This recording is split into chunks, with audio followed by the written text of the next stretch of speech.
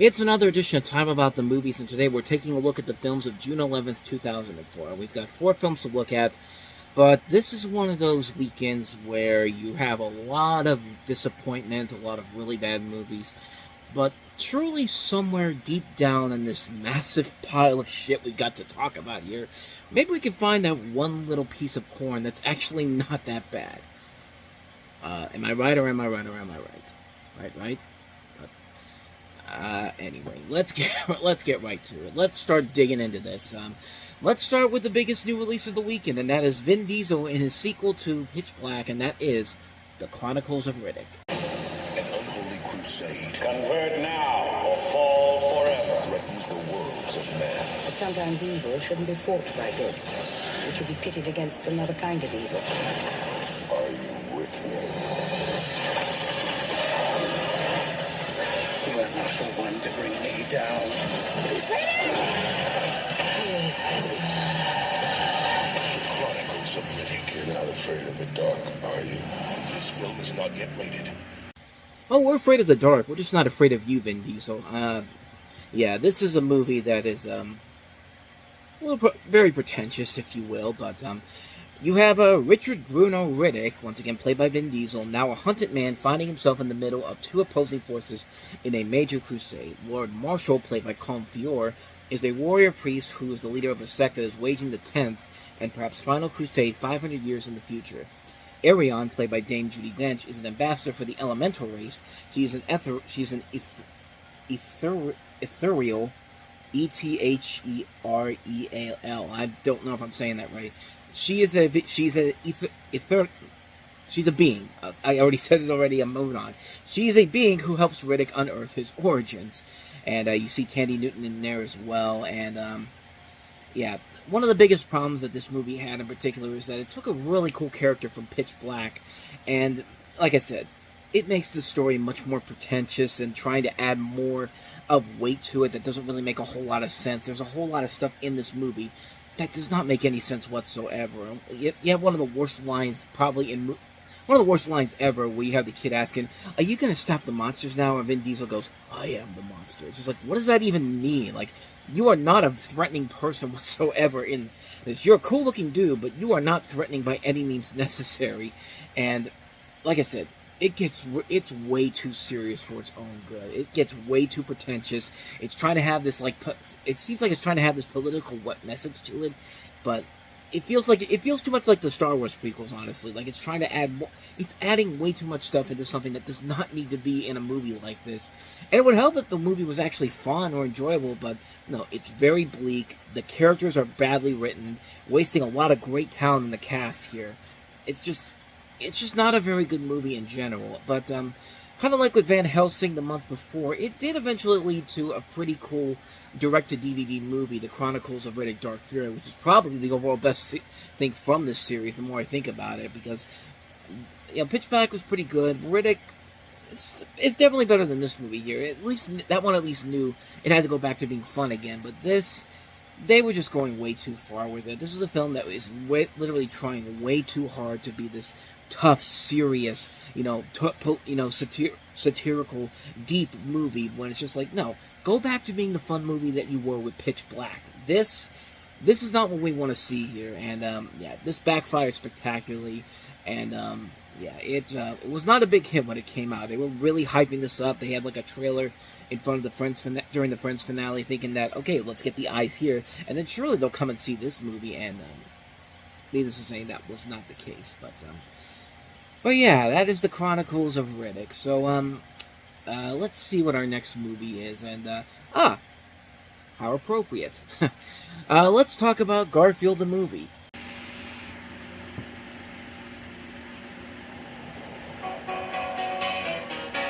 Next summer, get ready for some frisky business. Garfield. Well, sir. Look at it. I'm walking the dog. He's just a fat, happy, Down, dog. lazy cat. Well, thank you. Thank you very much, ladies and gentlemen. suck up. You are the last person to be talking about suck-ups, Bill Murray, because you said yes to this movie, and unfortunately, because you said yes to it because you thought it was done by the Coen brothers, you had to be forced to do the sequel. And yeah, this is Garfield the movie. This is the movie that was the first big screen adaptation of the classic comic strip by Jim Davis, and it stars Breckin as John Arbuckle, Jennifer Love Hewitt as Dr. Liz Wilson, and Bill Murray as the voice of Garfield. And as the story shows, the movie is basically just kind of an origin story based off of Here Comes Garfield, where Garfield and John are living together, and then he decides to take care of this dog named Odie, and chaos and hilarity ensues, or at least this movie should make you think that. But yeah, it's this is an intriguing movie for me because I should hate this movie. It does Garfield, one of my favorite animated characters of all time, so wrong. It takes his world and the characters around him and just waters them down to no end. John Arbuckle is not the same John Arbuckle we've seen from the comics, the specials, or in Garfield and Friends. No, he's just Breckin Meyer. He's just a nice guy who just has no real problems whatsoever. And Liz is nothing like she is in the comics or the specials. She's not always. She doesn't have that love-hate relationship with John. No, it's Jennifer Love Hewitt. If we have to show her having some love-hate to her, that'd be so against type for her. Like, she's literally just playing herself in the movie. The rest of the characters are nowhere near as close to their original counterparts. Like, yeah, Odie's not yellow, because it's not like there are yellow dogs out there. Oh wait, yes they are. Normal's in the movie, the cutest cat in the world, just played by a random guy in the movie. Like, he's just a normal character. Arlene, one of the characters that they don't even use in the cartoon, Garfield and Friends, the original Garfield and Friends, she's in here, except she's voiced by Grace from Will and Grace, and that's just all she is. She's just Grace from Will and Grace as a cat. I mean, that's literally all the characters in this movie. They watered this world down so much. Fox did not give a shit about this movie whatsoever. I should despise this movie on so many levels, and yet I don't. I can't really figure out why that's the case. There's just so many flaws to this film, so many faults to it. Garfield's animation is so bad. The story is very predictable. The human characters are so dumb. Even the villain in the movie, played by Stephen Tobolowsky, Ned Ryerson, kind of tying it back to what I said at the beginning of the episode. But yeah, he's not that great of a villain. I mean, he thinks that if he takes this dog, it's just gonna be so much better for his career. And yeah, like, not even the main characters, but the supporting characters too. Again, something I should hate, but yet I don't. Bill Murray, he only took this movie because he thought that this was a Garfield movie written by Joel Cohen of the Coen brothers, when it was actually written by another person with the same name, but with an H in there, in Cohen, Cohen. And I mean, he's written some good stuff before. He wrote Toy Story. I mean, but he thought that this was written by the Coen brothers, and I don't get why he would think that, because why would the Coen brothers want to tackle a Garfield movie? I mean, that makes no sense whatsoever. And unfortunately, because he said yes to this, he was already locked into a sequel before the first one ever came out. This is one of the few times I think Bill Murray has one of those big regrets of his career. And he's made some movies that have not been that great, but this, I feel like is probably one of his biggest regrets in general. Again, should lead to something I hate, but I don't. I really don't. I really cannot explain what it is. There's just something about this movie that is so insulting to the Garfield franchise, and yet it's a movie that whenever it's on, I feel kind of obligated to at least watch it. I don't know. Maybe it's because of Bill Murray. I mean, Bill Murray, I think, is somebody that I've wanted to hear as the voice of Garfield for a long period of time. Him and Norm Macdonald, but of course, that last one's not going to happen now. But it's maybe the nostalgia, how excited I was when I was 15 seeing this. I mean, this was a movie that I was really looking forward to, because I'm a big Garfield fan in general. Hell, I showed you my Garfield love when I did the Garfield movie review. I mean, it's a movie that's not good at all. But it has that kind of a weird charm that keeps me coming back to it. I mean, it's kind of a guilty pleasure. I know it's bad. I know it's not a good movie, but it's just a film that I always keep coming back to as a guilty pleasure film. I should hate the movie, and yet I don't. And, but there are positives. I mean, yeah, you get to hear Bill Murray as Garfield. That's cool. But probably the best positive of the whole thing is that without this movie, we wouldn't have gotten these little beauties right here. Yeah, we wouldn't have gotten the Garfield and Friends TV series that I grew up watching as a kid on CBS and Nickelodeon. They would have never put these DVDs out there because there would have been no reason to. And yeah, this is one of my favorite TV shows of all time. I mean, this is a show that is still held up after all these years. It's gotten a lot smarter and a lot funnier. This was Tiny Toons and Animaniacs level of comedy before Tiny Toons and Animaniacs came out. I mean, this show still holds up after all these years, and the fact that this movie was coming out and they felt like they had to cash in with the DVDs, I guess I should be grateful for that, for this movie, because if we didn't have this movie, these episodes, the specials, would have never come out on DVD. They would have been stuck in purgatory forever, but I guess that's the one thing I should be grateful for with this, because yeah, that's the only real reason this movie kind of I'm grateful to exist, because we wouldn't have these beauties right here if that wasn't the case. Now, Tale of Two Kitties, whole other story altogether, but we'll get to that one when we get to that one. But as far as this movie goes, it's bad. It's a bad movie, but it's a guilty pleasure movie for me. And I'm not one of those people that thinks the recent Garfield movie is worse than this. I mean, this is still bad, but the Garfield movie was at least trying and succeeded in most elements, but not all the way through. I could say it's a great film, but a good, fun film. It's still the best Garfield movie we have, but again, not by that much, all things considered. But yeah, that's Garfield the movie for you. So with that said, let's go ahead and move on to some more disappointment. Here's Nicole Kidman in Frank Oz's remake of The Stepford Wives.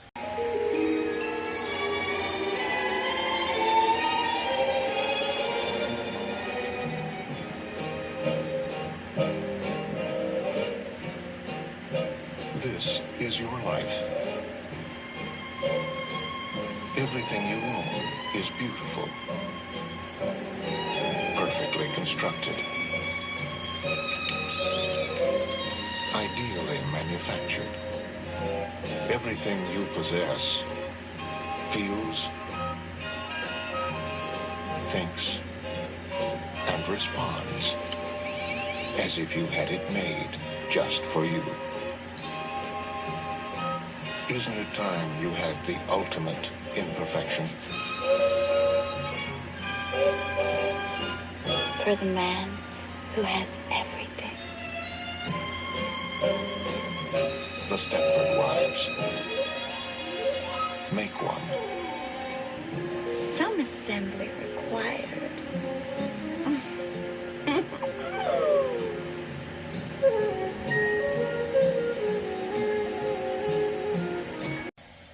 That should be a really good teaser trailer for a bad movie, but even that trailer, like, everything about that trailer, just, I should like it, but at the same time, it's just, like, they're trying way too hard, man. Like, the whole thing about, like, your whole life is perfect, and I'm looking at this whole thing with, like, all the fancy cars, the fancy clothing, and just, like, my life ain't that, man. Because Nicole Kidman is trying way too hard to be sexy in that, like, trying to be like an obnoxious dumb blonde. But you know, dumb blondes try better than that, man. Like, that should have been the red flag going into this movie. The second red flag, a sci-fi comedy remake of a movie that was in the 1970s, based off of the original 1975 movie, was seen as a satirical psychological thriller.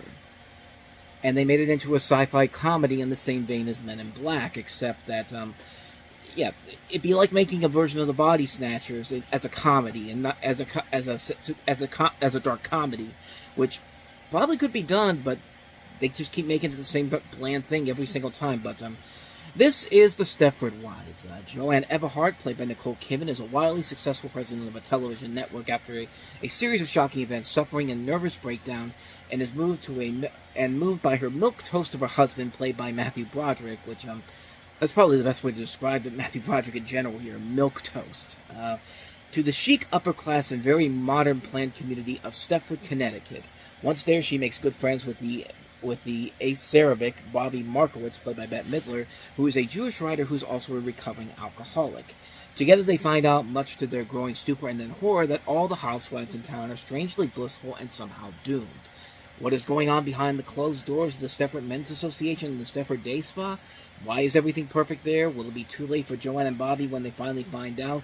Do you really give a shit at this point? Because you've seen the trailers, but if you've seen the trailers for it, you pretty much know what happens after that. And it's just like, this is a movie that is really could have been a whole lot better than it actually is. But man, this is just a bad movie, man. This is a really terrible movie that wastes so much talent. This is Frank Oz who directed this, and the writer of this is Paul Rudnick. These two guys made In and Out 7 years ago, and made a great film out of that. How do you screw this up completely? This is a film that, it's so bad that even people, it doesn't help that right off the bat, there was a lot of problems behind the scenes. None of the stars really got along with director Frank Oz in general. Nicole Kidman, Bette Midler, Christopher Walken, Glenn Close, Roger Bart. Even Matthew Broderick said that making the film was not enjoyable, saying that his part wasn't terribly interesting, it was not a thrilling film, and he would have hated it if it was his last. And Frank Oz basically said he had too much money and too responsible and concerned for Paramount and too concerned for the producers and didn't follow my instincts. So he was afraid that he was going to screw over the studios pretty much, it seems like. But yeah, and the film just fails miserably because it really does not know what kind of a film it wants to be, and the effects in this movie are so bad. There's one scene in particular where one of the wives, like there's the Stepford, the men in there are, I think the wife is played by Faith Hill, if I'm not mistaken, that does this, but he shows her that she can make money, and the way she does it is like an ATM, but he presses buttons and then money comes out of her mouth. And the way this thing looks, just I gotta show you. I wasn't even gonna show it to you, but I need to show you just how bad this is, because this is pretty bad. I need 20. You know my pin? Of course.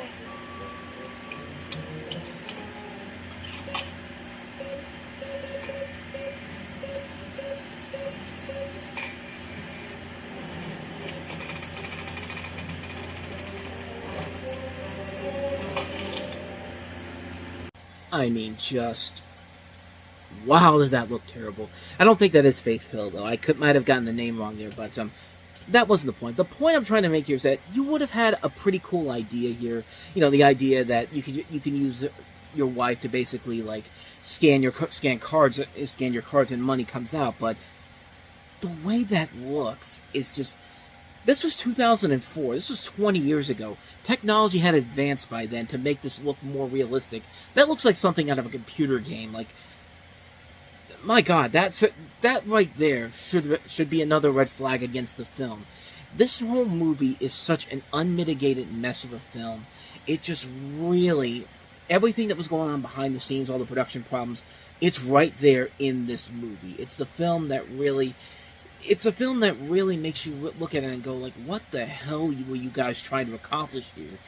And it's just, I really don't know what they were trying to do here. I mean, and Paramount made some really good remakes around this time. There were a couple of movies there where they actually did make some really good remakes, like The Longest Yard, Last Holiday, Bad News Bears. So this wasn't around the time when they were just making bad remakes for the sake of just remaking stuff. And maybe they were, but this is a time when they were at least trying to do something with those remakes and succeeded for the most part. This is one of those ones that just fails right from the get-go, and it didn't help with the production problems plaguing the film from the very beginning. Usually a good director can usually take that away and do what he does best, but Frank Oz can usually be a reliable director, but this is just one of those ones where it's just like, this was just too much for him to handle. This was just too much for this movie to handle. It's a really bad movie. It's a really, really terrible film. It's just, I can't say any more except it's a really bad movie. You should avoid it like the plague. So, so we're 0 for 3 so far, but we've at least got one good movie out of this.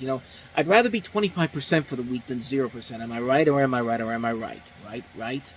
See, that time I was going to use, that time that worked. But, so what is that one great movie that came out this weekend? And that is Napoleon Dynamite.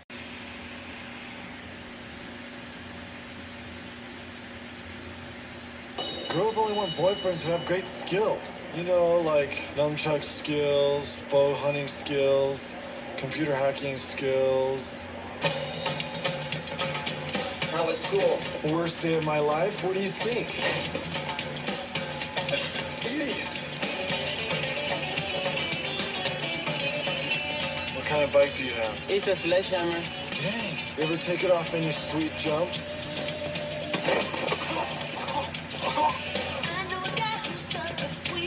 What are you drawing? A liger. What's a liger? It's my favorite animal. It's like a lion and a tiger mix. Why are you so sweaty?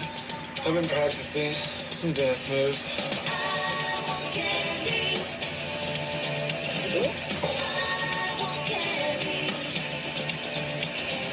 Is Trisha here? Is that my driveway? That's my ride. Of course, not only is this the film that introduced us to Jared Hess as a director, this is also the film that introduced us to John Heder, who has gone on to have a pretty okay career. I mean, he was really coming out strong early on, but then for some reason during the second half of the year, he just kind of vanished. I mean, he hasn't really done a whole lot in particular since then. But in this movie, he plays the title character of Napoleon Dynamite, who is a nerdy high school student who deals with several dilemmas, befriending an immigrant who wants to be class president, played by Ephraim Ramirez, and awkwardly pursuing a romance with a fellow student, played by Tina Majorno, who's from Andre and Waterworld, and living with his quirky family, including his uncle Rico, who's getting married to this woman, played by Chandrella Avery, and his grandmother, who I believe is played by, I can't remember her name, Sandy Martin. I said grandmother too, I think, but of course the movie is a film that has gone on to become a massive cult film.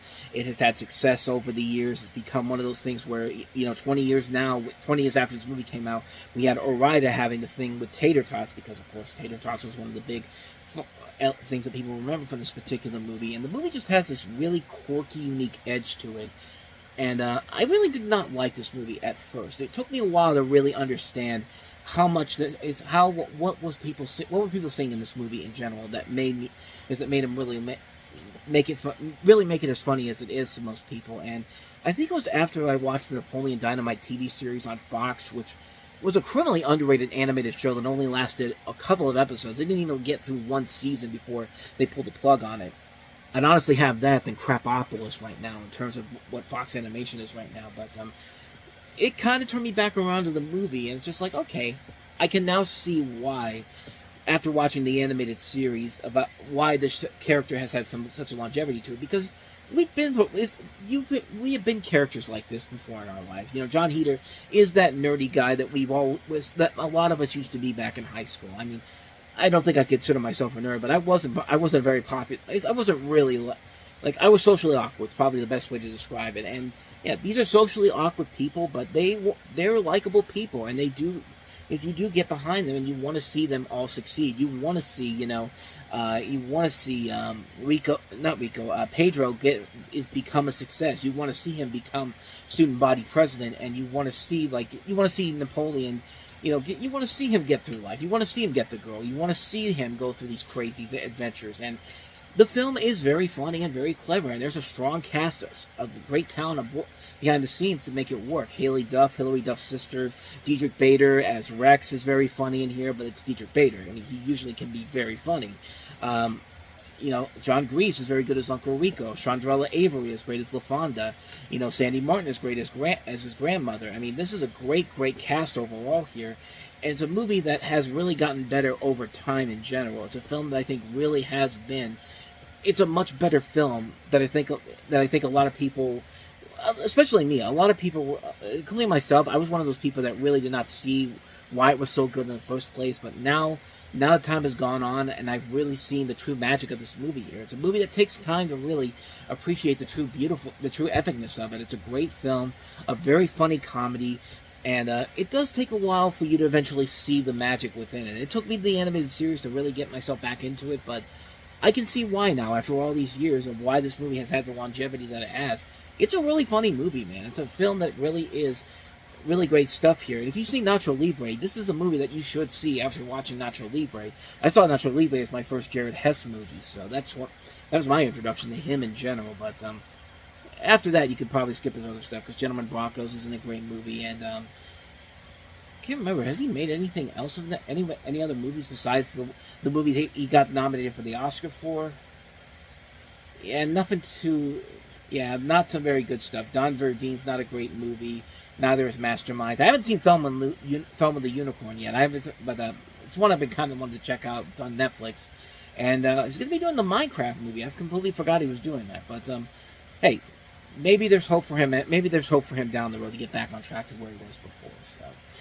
So yeah, that's Napoleon Dynamite. And like I said, the one crowning jewel of a pretty lousy weekend of new releases. Now, next week, we have the complete opposite. We've got a lot of... three movies. Two of them are great. One, I won't say it's bad, but yeah, it's one of the most notorious bombs of all time. But we'll take a look at Ben Stiller and Vince Vaughn in the comedy Dodgeball, a True Underdog Story. Probably Steven Spielberg's most underrated movie as a filmmaker, The Terminal. And Jackie Chan and Steve Coogan in Disney's Around the World in 80 Days, which on paper seems like a bad movie because it was a flop, but is it really? You might be surprised with what I have to say, but we'll take a look at those movies. That'll be on the next episode, as you can tell, we're wrapping up time about the movies for today. So, with that said, thank you so much for watching, and if you want to see more videos like this, please hit the plays on the next page. Check out the previous episode, and also don't forget to hit the like and subscribe button if you want to see more videos like this on this channel. So, with that said, I am off. I will see you guys next time, and until then, as always, take care.